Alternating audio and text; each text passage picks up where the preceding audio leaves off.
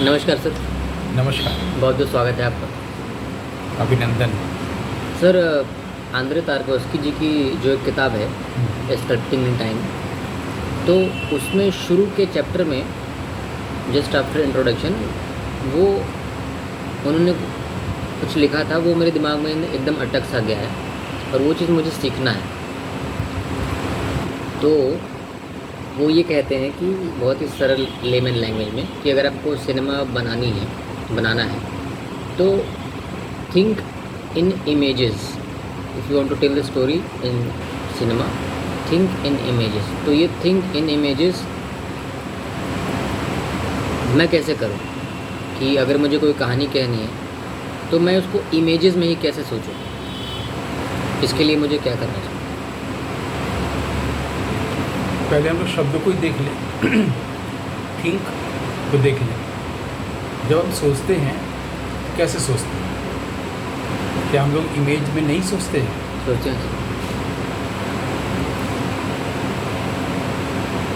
एक घोड़ा गाड़ी जा रही है, यस। साइकिल से वो आ रहा था, पेड़ से गिर पड़ा, ये दिखता है ना। यस। तो ये तो थिंक इन इमेजेस ही हुआ। हम लोग बिना इमेज से सोच ही नहीं सकते जब तक कि कोई किसी विशेष सब्जेक्ट का टेक्निकल टर्म ना आ जाए, है ना। तो इन इमेजेस को जब सोचते हैं उसको शब्दों में न लिख करके, अगर हमको इमेज में लिखना हो तो हम कैसे लिखेंगे? सर वही मेरा सवाल है। हाँ, अब वो है ना, वो एक और चीज़ कहते हैं सर, सॉरी टू इंटरप्ट, एक और चीज़ कहते हैं इसके पीछे की बात है कि कमर्शियल सिनेमा में या बाकी सिनेमा में जब देखा जाता है कि कोई एक कहानी कहनी है, शुरू या अंत या शुरू मध्य अंत डिसाइड कर लिया और फिर बीच में वो मिलान करते हैं ताकि वो एक पूरा आर्क कंप्लीट जैसा लगे। तो वो उन्होंने बोला कि वो मुझे लाइफ जैसा नहीं लगता क्योंकि लाइफ वैसी है नहीं, तो बहुत ही मैन मेड टाइप लगता है कि ज़बरदस्ती सीन घुसा के उसमें डल के एक ऐसा स्ट्रक्चर बनाया जा रहा है कि शुरू मध्य अंत लगे। तो वो बोले कि वो मुझे नहीं ठीक लगता। लेकिन आप कोई भी कहानी होगी, जैसी भी कहानी, ठीक है, पारंपरिक कहानी हो या नई कहानी, फिल्म हो, कॉमर्शियल हो या क्लासिक, आप कैसे भी बना लेंगे तो उसमें शुरू मध्य अंत तो होगा ही ना। ये बात मुझे समझ में नहीं आती है। ये तो ठीक है कि हर कहानी फिल्म में एक शुरू मध्य अंत होना चाहिए, और गोदार ये कहते थे कि हम अंत को शुरू और शुरू को अंत में कर देंगे। तो भी तो बात वही जिसको कि बहुत क्रिटिसाइज़ करते थे बाद में, ठीक है। मेरा ये कहना है कि एक्चुअली जब हम लोग एडिटिंग करते हैं ना, वो दो तरह की होती है। एक होती है लीनियर और एक होता है non linear editing. Non linear editing बहुत अच्छी होती है, बहुत अच्छी होता है, वो प्रयोगधर्मी होती है। बहुत अच्छी तो नहीं है, प्रयोगधर्मी तो मुझे भी बहुत पसंद है। जैसे एक फिल्म है ना, ये अभी की 20-25 साल पहले की, in the mood for love, है ना, in the mood for love, है ना। तो इसमें नॉन लीनियर, तो नॉन लीनियर से ही वो बातें आ जाती हैं जो आप दूसरा भाग कह रहे हैं, ताकि उसकी बात करें। उसका उत्तर है नॉन लीनियर एडिटिंग की तरफ ध्यान हम लोग दें अगर, तो एक दूसरे तरह की रोचकता और प्रयोग शुरू हो जाएगी। अब हम आते हैं पहले भाग पर फिर से। स्प्रिंग समर फॉल विंटर में तो लीनियर है। स्प्रिंग समर फॉल में लीनियर, ठीक है, और उसमें ये ज़रूरत भी नहीं पड़ी है कि हम ज़बरदस्ती चीज़ों को रखें, ठीक है, वो जैसा हो रहा है। ये अलग बात है कि उसका जो उत्तर भाग है, एकदम अंत में जब वो खुद एक्सरसाइज करने लगते हैं डायरेक्टर, उसके ठीक पहले तक का जो भाग है वो कुछ अजीब सा लगता है पूरी फिल्म में। इसीलिए उसको बेस्ट क्लासिक्स में तो नहीं रखा जा सकता film. Almost there he was. हाँ, वो थोड़ा सा ये है, एकदम परफेक्ट नहीं है, इम्पेकेबल नहीं है। ये सत्यजीत रे अपने इंटरव्यूज़ में कहा करते थे, आई थिंक इन इमेजेस। ये सेंटेंस वो बोला करते थे। फिल्म मेकर इमेजेस में ही सोचता है, चाहे वो कुरोसावा हो, चाहे ज़ार रेनुमा हो, कोई भी। अगर वो इमेजेस में नहीं सोचेगा तो वो फिल्म ही नहीं बना पाएगा। अब एक आदमी जो सोचता है और एक फिल्म मेकर आदमी जो इमेजेस में सोचता है, उसमें फ़र्क कहाँ है? यही तो लोग देखना चाह रहे हैं। वो ये है कि हमको जो कहानी कहनी है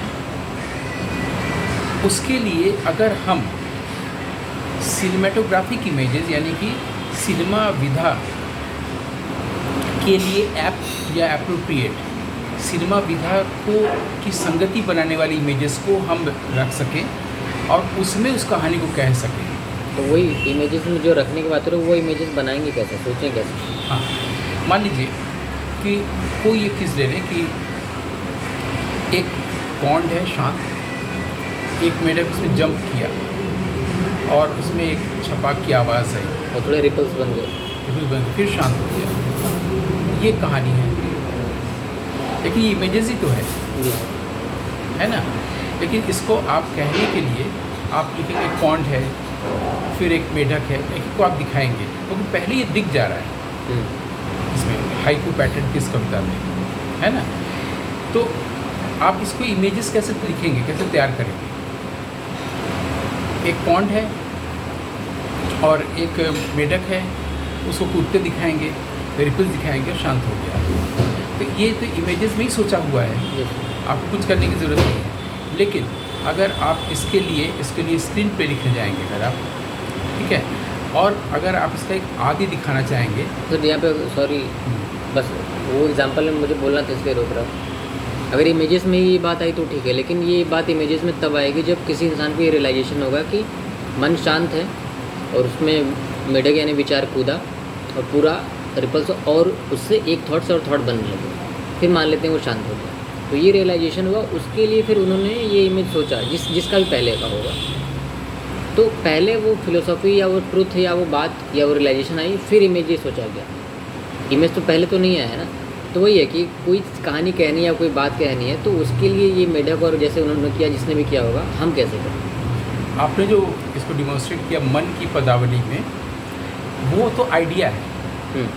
हम लोग अभी आइडिया की तरफ जाएंगे ही नहीं रहे, उसके आगे आ चुके हैं इमेजेस में। तो थोड़ा सा जानना है। अच्छा, मान लीजिए पीछे चले गए हैं, हाँ। ठीक है, आपको आइडिया को कहना है, आइडिया को ट्रांसलेट करना है इन इमेजेस। तो ये जो इमेजेस में मैंने एक कविता सुनाई, जी, ये कविता है छोटी सी, लेकिन आइडिया को कहते हुए तो आइडिया को इमेजेस में कहा ना, यस, फिल्म नहीं बनी है कविता में। तो इसी पर तो हम लोग को आना है। अब किसी भी आइडिया का एग्जाम्पल देते हुए इमेजेस में कैसे रखें, ये पूछ रहे हैं आप। हाँ, तो उसका भी तो ये उत्तर हुआ कि एक आइडिया है, उसकी इमेजेस में कहा गया ऐसे पोइट्री में, और वो विजुअल पोइट्री है जो फिल्म आप बनाने जा रहे हैं। तो उसमें आप दूसरे एलिमेंट का भी यूज़ करेंगे, जैसे साउंड है, हालांकि छपाक की आवाज़ उसमें भी आएगी, तो साउंड ही होगा, विजुअल भी अच्छा होगा, सब कुछ होगा, ठीक है। हम आइडिया पे आते हैं, ठीक है। मान लीजिए कि आइडिया ये है कि आपका जो आइडिया आया है वो आपके लेवल का आया है, माने आपकी अब तक जो तैयारी हो चुकी है जीवन में 70 साल में या 30 साल में या 2 साल में, आपका मेंटल स्टेटस बनाया, वहाँ पर आइडिया आया, रिफ्लेक्ट किया ना, उस आइडिया पर आपको फिल्म बनानी है। तो आप उस आइडिया को फिल्म बनाने के लिए किस बात का ध्यान रखेंगे कि किसी तरह से आपकी आइडिया फिल्म में आ जाए, या जो ऑडियंस इसको देखे उसके लिए वो कॉम्प्रिहेंसिव भी है, दोनों से। लेकिन वहाँ पर थोड़ा सा फ़र्क है, वो ये है कि जैसे छोटा बच्चा होता है, छोटा बच्चा 2 साल का भी इसको बोलने नहीं आता है, तो उसके फादर क्या करते हैं, उसकी कोई बात सुनने और उसको बताने के लिए क्या करते हैं कि लिस्प होता है ना, लिस्पिंग टंग, तोतली आवाज़ में ही वो उसका फादर भी उसी तोतली आवाज़ में ही उसको उत्तर देता, रिस्पॉन्ड करता, समझाता, फिर बाद में बड़ा को समझता है। तो पहले ऑडियंस के लिए भी हमको तोतली भाषा का ध्यान रखना पड़ता है। तो इससे क्या होगा कि आपके पास जो आइडिया है वहाँ से तो आप काफ़ी नीचे आ गए ना। हाँ, आपके उसकी आप जो एक एडल्ट आइडिया लाए हैं उसकी उम्र बहुत ज़्यादा हो सकती है। आपको लोगों के पास कॉम्प्रीहेंड करने के लिए आपको तोतली आवाज़ में आना पड़ रहा है। वो आप करना चाहते हैं या नहीं करना चाहते हैं, या करना चाहेंगे या नहीं? सर इट डिपेंड्स टोटली कि अगर वो आइडिया, अगर मैं चाहूँ, अगर व्यक्तिगत इच्छा हो कि मैं चाहूँ कि 100 लोग हैं किसी शहर में, तो 100 लोग को अगर मैं चाहूँ कि ये बात कम्युनिकेट हो जाए तो आना पड़ेगा। या फिर अगर सिर्फ मकसद है कि कम्युनिकेट हो चाहे ना हो, हमको प्योर सिनेमा बनाना है, प्योर आर्ट वर्क बनाना है, तो फिर हम दूसरे वाले के साथ जाएंगे। डिपेंड्स कि उस आइडिया के साथ मेरा मकसद क्या है। अब इसके लिए भी एक बहुत अच्छे नॉवेलिस्ट हुए हैं दोस्तोवस्की, उन्होंने बहुत अच्छा इसका भी उत्तर दे दिया है कि मासेस के लिए या क्लास के लिए आप कैसे वो करें। आप क्लास तक करेंगे तो मासेस तक नहीं पहुंचेगा, मासेस के लिए करेंगे तो क्लास की बात नहीं मानी जाएगी। है लोकप्रिय और गंभीर, दो बातें हो जाएगी। दोस्तोवस्की ने इतना अच्छा एक इसका समाधान दे दिया कि सबके लिए हो जाए। वो है कि अगर आपकी आर्टिस्ट्री ठीक है, फिल्म अच्छी बनी है, तो उसमें आपको ध्यान ही नहीं रखना है कि मैसेज पहुँचेगा। ठीक है, अब इस पर इसके भी हम लोग एक कंपोनेंट पर बात कर चुके हैं, रिदम। फिल्म के जो आर्टिस्ट्री है वो रिदम होती है। सर इसी पे एक और है, आपने भी किसका बताया, दोस्तोवस्की जी का। अगर आर्टिस्ट्री अच्छी है तो मैसेज कम्युनिकेट हो जाएगा। हाँ, आपको नहीं सोचना है, नहीं सोचना पड़ेगा। तो तारकोस्की की फिल्मों जो द मिरर या और जो भी हैं, तो हम लोग मानते हैं ना, पूरा वर्ल्ड मानता है कि आर्टिस्ट्री एकदम सही है। व्यक्तिगत रूप से मैं तो मानता हूँ। हाँ, तो बस इसी में आगे कि वो खुद अपनी किताब में लिख रहे हैं स्लटिंग इन टाइम में कि जब लोगों ने मेरी फिल्म देखी, सब लोगों ने, कुछ लोगों ने देखी, तो किसी ने मुझे चिट्ठी लिख किसी महिला ने उनको लिखा है, आपने पढ़ा है कि चिट्ठी लिख के बोला कि ये क्या बकवास है। बकवास तो शायद उन्होंने नहीं बोला होगा, लेकिन शायद काइंड ऑफ इनको अजीब लगा कि इस महिला को नहीं समझ में आया। उन्होंने बोला कि आपने क्या बनाया हमको नहीं समझ में आया, मुझे लिटरली कोई आइडिया नहीं है। और फिर शायद किसी और फिल्म मेकर का एग्जांपल है कि एक लड़की मिली थी बाहर थिएटर की, उन्होंने बोला कि समथिंग, तब उन्होंने बोला अच्छा अब मेरा सारा मेहनत सफल हो गया, तो भी दूसरा वाला हटा देते हैं। इन्होंने जो बोला कि हमको कुछ समझ में नहीं आया, जो जिसने पहले वाले ने बोला समझ में नहीं आया, हाँ, उसके पास नॉन लीनियर एडिटिंग का आइडिया ही नहीं है। तो वो उसके पास ये भाषा भले ना हो, लेकिन उसको इसका अभ्यास से मिला था कि फिल्म को ऐसे भी दिखाया सकता है। ऐसे नहीं कि छोटा बच्चा है फिर बड़ा होगा, फिर बड़ा होगा, फिर बड़ा होगा, ऐसा नहीं। उसको अगर ये बात खाली एक लाइन बता दिया जाए कि ये 2 पॉइंट ऑफ व्यू से फिल्म बनी है, बच्चे की ओर से और माँ की ओर से। मतलब बच्ची की ओर से माँ को देखा जा रहा है और माँ की ओर से भी स्त्री को देखा जा रहा है, माँ को देखा जा रहा है। सिर्फ इतना पकड़ा दिया जाएगा तो उसको पूरी फिल्म अच्छी लग जाएगी। तो सेम चीज़ जो अभी आपने बोला कि नॉन लीनियर एडिटिंग का उनको अनुभव नहीं है। अब ना हो ऑडियंस से क्या मतलब है एडिटिंग और नॉन लीनियर। सेम चीज़ कुरसावा बोल रहे हैं दूसरी तरह से कि टीवी ने आके इस सिनेमा का लेवल इतना लो कर दिया है कि अब उसको वापस उठाना बहुत मुश्किल है। कि सबको आसान भाषा में सब कुछ देखने का बड़बड़ करके समझने का स्पून फीडिंग का आदत हो गई है। तो अब जब वो मिरर बना रहे हैं तो नहीं समझ में आ रहा, तो वो टीवी को बहुत दोष दे रहे थे कुरसावा। एक तरह से ठीक है, कमर्शियल सिनेमा को भी दोष दिया सकता है। कमर्शियल सिनेमा में हमेशा ये परवाह रखी जाती है कि वो आपको बहुत लोअर लेवल पर आके एंटरटेन करे, है ना। मिरर एंटरटेन कर रही है, पर्सोना एंटरटेन कर रही है, आपका स्टॉकर एंटरटेन कर रहा है, लेकिन वो एंटरटेन करने के लेवल को नीचे ही ला करके करती है कमर्शियल सिनेमा, चाहे वो हॉलीवुड का या कहीं का भी, ठीक है।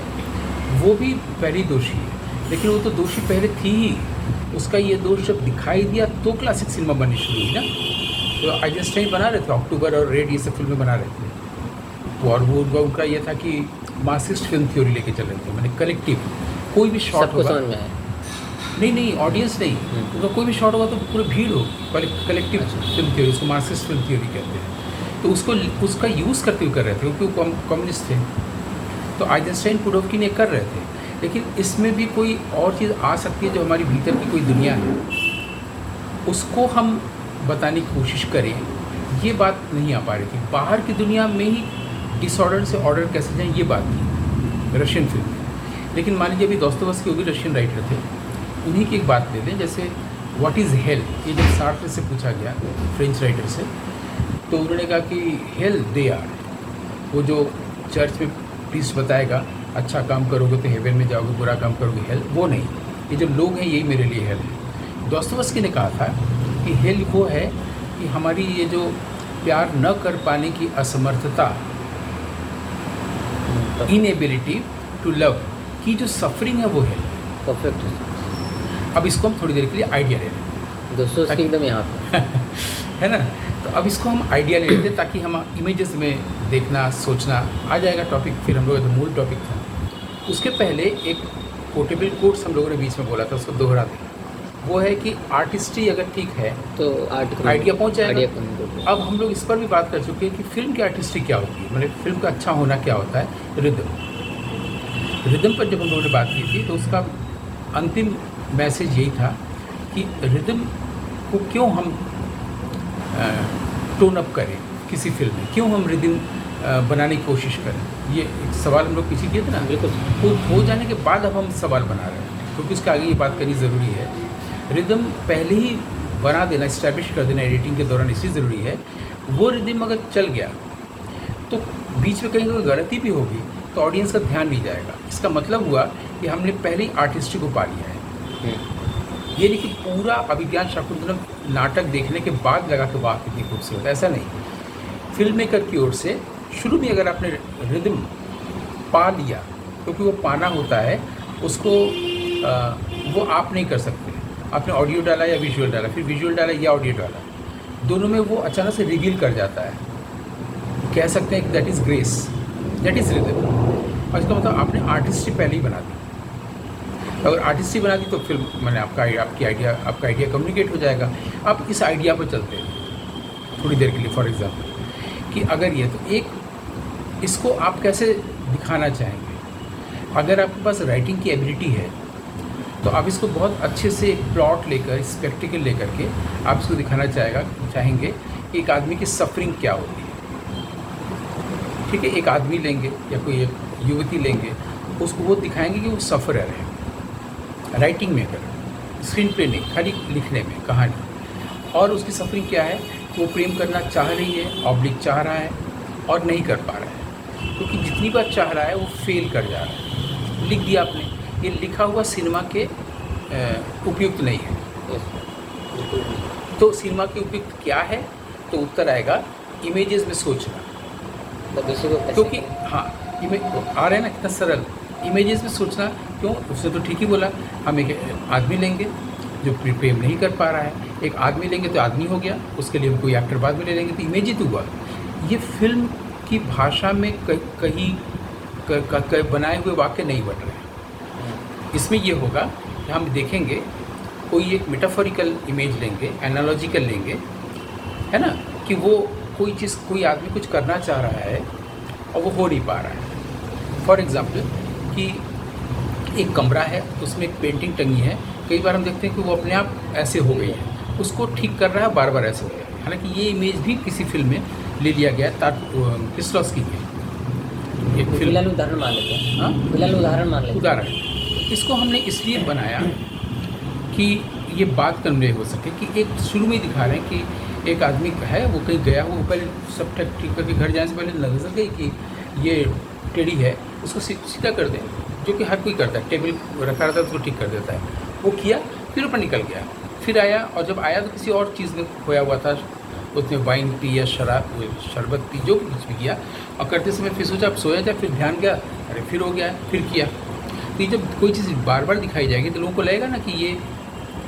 डिसऑर्डर्ड है, उसको ऑर्डर करने की कोशिश कर रहा है और कर नहीं पा रहा है। तो ये जो आपने एक पहले इमेज सोचा, ये इमेज में सोचना हुआ। अभी और इमेजेस आएंगे, ये इमेज में सोचना हुआ, वो राइटिंग था। राइटिंग इज़ प्रोहिबिटेड कहा जाता है तारकोस्की की भाषा में क्लासिक सिनेमा के लिए। आप ये जो इमेज में फिल्म बना रहे हैं उसको बाद में आप लिखिए, फिल्म का लिटरेचर लिखिए। लिटरेचर के आधार पर मत लिखिए। इसलिए एक चैप्टर में वो ये भी कहते भी हैं कि हमको अच्छा राइटर नहीं चाहिए। अच्छा राइटर फिल्म को ख़राब करता है। कैसे ख़राब करता है? राइटर ने ये कहा, एक आदमी है, वो सफरिंग दिखाएंगे, उसके बाद दिखाएंगे वो प्रेम नहीं कर पा रहा है, बार बार फेल किया है, इसलिए ऐसा है। ठीक है। और अब आप क्या कर रहे हैं, पहले आपने ये दिखाया, या पहले आपने दिखा रहा है कोई एक मशीन काम कर रही है लोहे की और वो बार बार बिगड़ जा रहा है, पहले ये दिखाएंगे। ये जो आपने सोचा इमेज, ये इमेज है, इमेज में सोचना, दोनों में फ़र्क हुआ। लेकिन आपके पास ये भी आना चाहिए कि आप उसको कैसे बताएंगे। आप कैसे ये बताएंगे कि अगर ऐसा करें तो सफरिंग ना हो। जब आपके पास होगा ऐसा करें सफरिंग ना हो, वो भी अगली इमेजेस बनेंगे। तो पहला इमेज तो ये हो गया कि आप चाहे पेंटिंग को सीधा कर रहे हैं, या आप किसी मशीन का दिखा रहे हैं, या आप एक लिफ्ट से ऊपर जा रहे हैं। तो लिफ्ट से जैसे मान लीजिए कि 2 से आप 3 में गए, 3 से 4 में गए, और सामने जो है वो शीशा है, दिख रहा है। तो 2 से 3 में गए तो वहाँ आपने कोई दृश्य दिखाया। 3 से 4 में, ये तो आप चलते जाए, रुका नहीं है। 3 से 4 में कोई और दृश्य दिखाया, 4 से 5 में कोई और दृश्य दिखाया, 5 से 6 में गए कोई और दृश्य दिखाया। इतने जो दृश्य दिखाए हैं एक शॉट में, इतने फ्रेम बनते चले जा रहे हैं, आप खाली ऐसे चलते चले जा रहे हैं, तो उसमें बार बार दिखा रहे हैं कहीं कोई सफरिंग है, कहीं भी हैप्पीनेस नहीं है। कोई किसी एक में आपने दिखाया 2 कबूतर थे बहुत क्लोज, एक उड़ गया, फिर किसी में आप दिखा रहे हैं कि पुरुष महिला में झगड़ा हो रहा है, सब फ्लोर में अलग अलग हो ही सकता है, सबकी कहानी अलग अलग चल रही है। किसी में ब्लैंक है, एक खड़ी टूटा एक पतंग आके गिरा, फिर वो बढ़ता चला जा रहा है।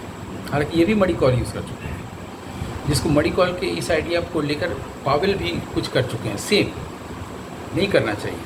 ये जो आप लेके आएंगे एक एक चीज़, ये आप अपनी बात को कहने के लिए इमेजेस में सोचें। ये क्लियर हो रहा है। लेकिन इसमें एकदम अगर सरल और स्पष्ट हो गया है तो उसमें मुझे ये कहना है कि अगर आप ये कहना चाहते हैं कि प्रेम न कर पाने की प्रेम कर पाने की इनएबिलिटी, प्रेम कर पाने की इनएबिलिटी सफरिंग है, तो प्रेम करने ही वो क्यों जा रहा है, इस पर आगे आप क्या सोच रहे हैं? अगर ये सफरिंग है, हेल है ये अगर, तो हेवन कैसे बने?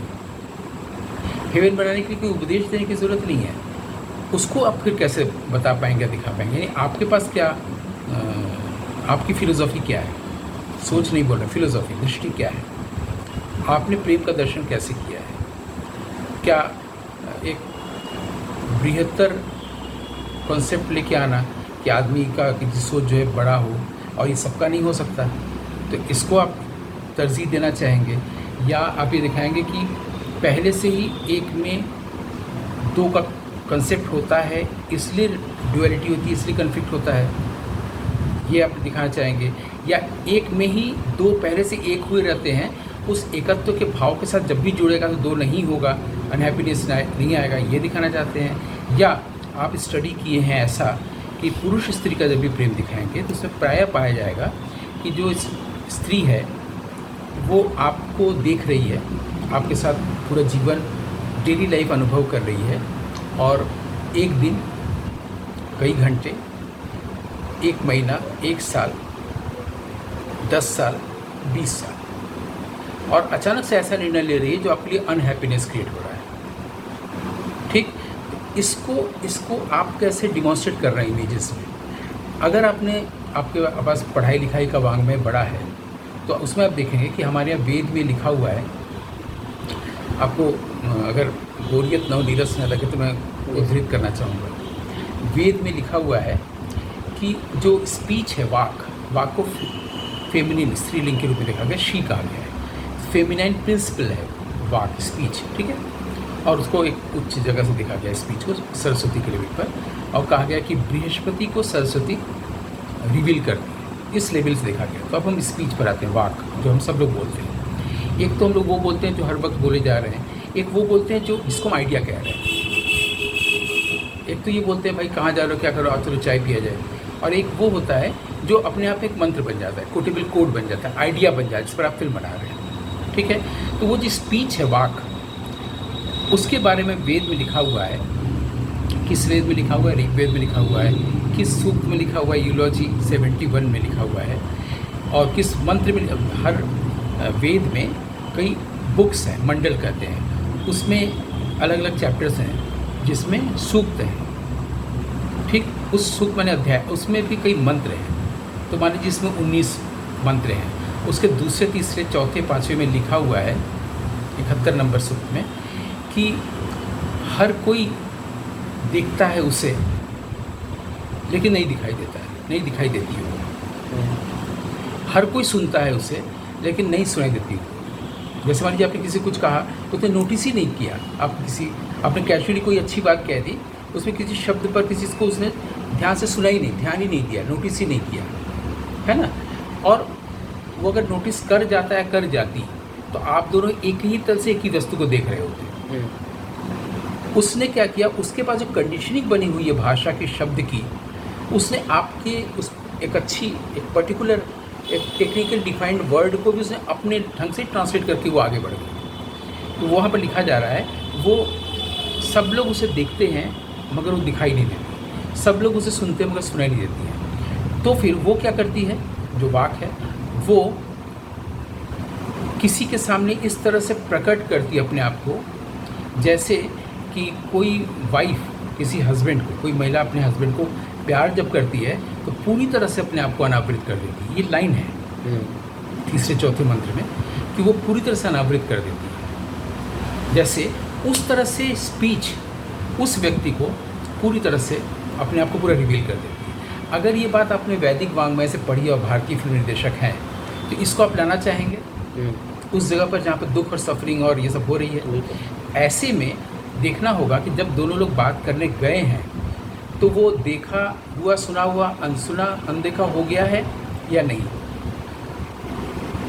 अगर आप इस चीज़ की तरफ इमेजेस में बढ़ रहे हैं तो क्या होगा, सिर्फ सफरिंग ही नहीं रहेगा, सफरिंग से कैसे को ओवरकम कैसे करें उस तरफ भी बढ़ता हुआ रहेगा। हालांकि अंत वो नहीं होगा, उपदेशात्मक नहीं हो जाएगा, उस कैरेक्टर के जहन में रहेगा कि ये चीज़ ऐसा होता है।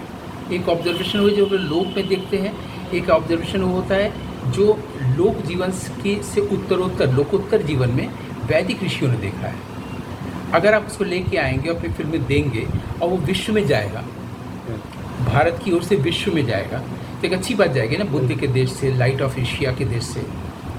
तो फिर क्या होगा, आपकी इमेजेस के लेवल बदलते जाएंगे, वो प्रॉम्प्ट होने लगेगा वहाँ से। अभी तो यही था कि वो खाली पेंटिंग को ठीक किया जा रहा था या सफरिंग दिखाई जा रही थी किसी लोहे के मजदूर के द्वारा, या वो लिफ्ट में जा रहे थे कि दृश्य दिखाए जा रहे थे। ये तो दिखाया जा रहा कि ये लोक जीवन है। और फिर एक पुरुष स्त्री को दिखाया जा रहा था जहाँ पर कुछ संवाद रखे जा सकते हैं, कुछ साउंड होगा, कुछ म्यूज़िक होगा, कुछ दृश्य ऐसे रख दिए जाएंगे कि वो लगेगा कि प्रेम है। लेकिन वो जो अचानक से ये जो चीज़ है कि एक बार आप कह रहे थे ना कि मेनका या उर्वशी या कौन थी विश्वामित्र को, वो आती है और वो चली जाती है और तकलीफ में ये होता है, विश्वामित्र हो या कोई और, वो चली, उसका क्या होता है उसका भी आप यहाँ पर इमेजेस में ला सकते हैं। ये नहीं कि वो पुरुरवा के साथ उर्वशी चली गई तो वो रो रहे हैं, या विश्वामित्र का तपस्या ध्यान भंग हो गया और वो रंभा मेनका ये लोग चली गई, उर्वशी जो भी रही है ना वो, लेकिन स्त्री की ओर से तो सोचा नहीं जा रहा है। तो क्या सारी स्त्रियां अप्सराएं होती हैं और स्त्रियों का दुख नहीं होता है? ये तो कभी सोचा नहीं जाता है ना, हमेशा एक तरफ से। या ये कहा जाता है स्पिरिचुअलिटी में कि तुम इन चीज़ों से दूर रहो, उसमें स्त्री भी है, स्त्री से दूर रहो। ये नहीं कहा जाता है स्त्रियों की तुम पुरुषों से दूर रहो, ये भी तो हो सकता है।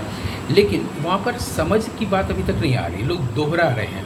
समझ की बात का एग्जाम्पल भी दे देते थोड़े में, वो ये है कि हमेशा फिनांस के लिए, तपस्या के लिए हमारे यहाँ हमेशा पूरे विश्व भर में कहा गया है ये जो इंद्रियां हैं उनको कंट्रोल करना। और हज़ारों साल से तमाम लोग कंट्रोल करने की कोशिश कर रहे हैं, हज़ारों साल से, और करना बहुत मुश्किल हो रहा है क्योंकि आँख को उसका विषय मिलेगा, ऑब्जेक्ट मिलेगा, कान को मिलेगा, स्पर्श का मिलेगा, है ना। तो जो 5 ज्ञानेंद्रियाँ हैं उसको उसका ऑब्जेक्ट मिलता है, उसको न मिले ऑब्जेक्ट से हम उसको इंट्रोवर्ट करें, इसकी कंट्रोल के लिए सारे योग सूत्र बने हुए हैं, ठीक है।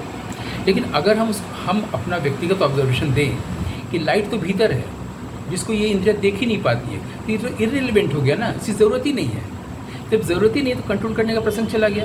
यानी हज़ार साल से जो ऋषि मुनि योगी बोले चले आ रहे हैं, वहाँ पर आपने कुछ नई बात कही। ठीक उसी तरह से अगर हम सोचें कि आपसे इतने बजे ऐसा मिलेंगे, आप हमारी प्रियतमा हैं और उस वक्त ऐसा ऐसा करेंगे, सुबह हम 10 बजे से सोच रहे हैं और 8 बजे मिलेंगे, वहाँ पर ऐसा करेंगे, वैसा करेंगे, वैसा करेंगे, लेकिन हमको तो पता ही नहीं कि 8 बजे कुछ और हो सकता है।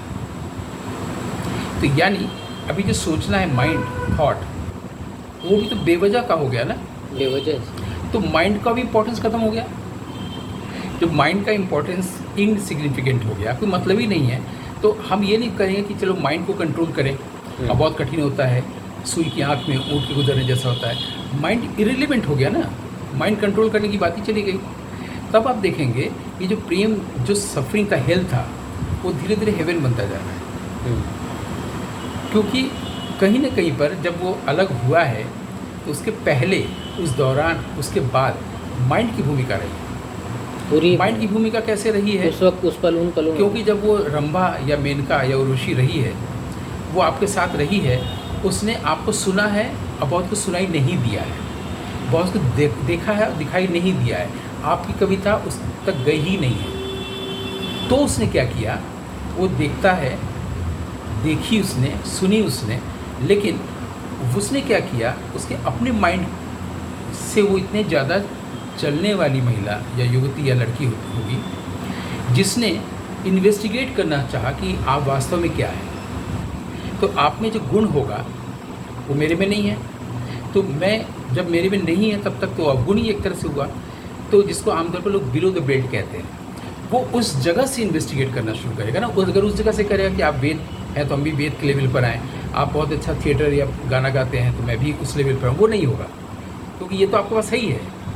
इन्वेस्टिगेट कैसे करने जा रहे हैं, जो आप में नहीं है। जैसे आपके अंदर व्यभिचार नहीं है, आपके अंदर वासना नहीं है, हम उस जगह से अटैक करेंगे, उसको इन्वेस्टिगेट करेंगे और फिर एक्यूज़ करेंगे। फिर से प्रश्न आ जाएगा, आप सोचेंगे क्या हुआ, हमने तो रामचरितमानस सुनाया था, हमने तो अभिज्ञान शाकुंतलम की बात सुनाई थी, उसको सुनाई कहाँ दी है। तो यानी पहले ही शुरू में कुछ ऐसा हुआ है ना। इन सब चीज़ों को जब आप इमेजेस में दिखाते चले जाएंगे, ऐसे इमेजेस में जो कि मैंने एग्जाम्पल दिया, तो मुझे लगता है कि जो दोस्तोवस्की ने कहा है उसमें या तो आप नया भाव भरेंगे या नया अर्थ गौरव देंगे या उसके आगे कुछ बात करेंगे, वो पहली बार होगा, वो ऋषि या मंत्र जैसी बात होगी, वो जो किताब और गूगल में नहीं मिलेगा। ये पूरी बात क्या हमने सिस्टमेटिक क्लैरिटी या इंटेंस क्लैरिटी के साथ कही, आपके पास स्पष्ट सरल हो गया या लग रहा है? बहुत बृहद तौर पे अच्छे से। आप गौर करिएगा कि जब आप राइट पोस्चर में होते हैं बैठे तो कोई प्रश्न नहीं आता है। प्रश्न तभी आता है जब गलत पोस्चर होता है, इवन माइंड का। ठीक है, इसी के साथ हम लोग विराम लेते हैं सर, मिलते हैं अगले एपिसोड में। बहुत बहुत धन्यवाद। Thank you.